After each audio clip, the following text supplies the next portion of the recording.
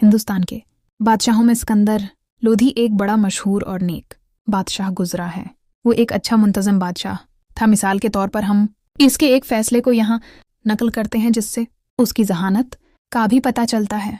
सिकंदर लोधी के ज़माना में ग्वालियर के दो गरीब भाई फ़ौज में भर्ती हुए। कहीं से दो लाल उनके हाथ लग गए। दोनों ने एक एक आपस में बांट लिया। लाल पाकर छोटे भाई ने कहा, अब मैं नौकरी नहीं करूँगा, इसको बेच कर कोई तिजारत करूँगा और बच्चों के साथ रहूँगा। ये सुनकर बड़े भाई ने कहा, भैया मेरे हिस्से का लाल भी लेते जाओ, अपनी भाउज को दे देना, मैं तो अभी नौकरी नहीं छोड़ूंगा। छोटा भाई दोनों लाल लेकर घर को चला। रास्ते में उसकी नीयत खराब हो गई। उसने भाई का लाल भाउज को नहीं दिया, अपने पास ही रख लिया और अपने धंधे में लग गया। कुछ दिनों बाद बड़ा भाई छुट्टी लेकर घर आया। बीवी से कहा, मैंने भैया के हाथ लाल भेजा था, तुमने उसका क्या किया? बीवी लाल का सुनकर हका बका रह गई। बोली, लाल कैसा? मुझे तो उसकी हवा भी नहीं लगी।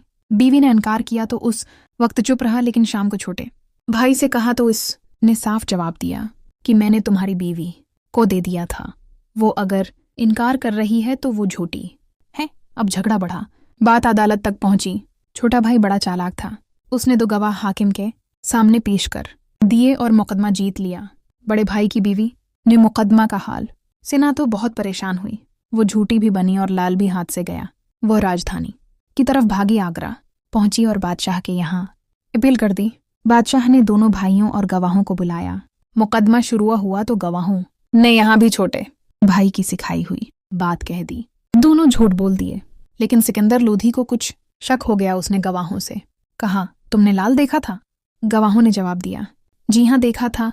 ये सुनकर बादशाह ने मुंह मंगवाया, थोड़ा थोड़ा दोनों को दिया और कहा कि तुम दोनों अलग अलग बैठो और जैसा वो लाल था वैसा मोम का बनाकर लाओ।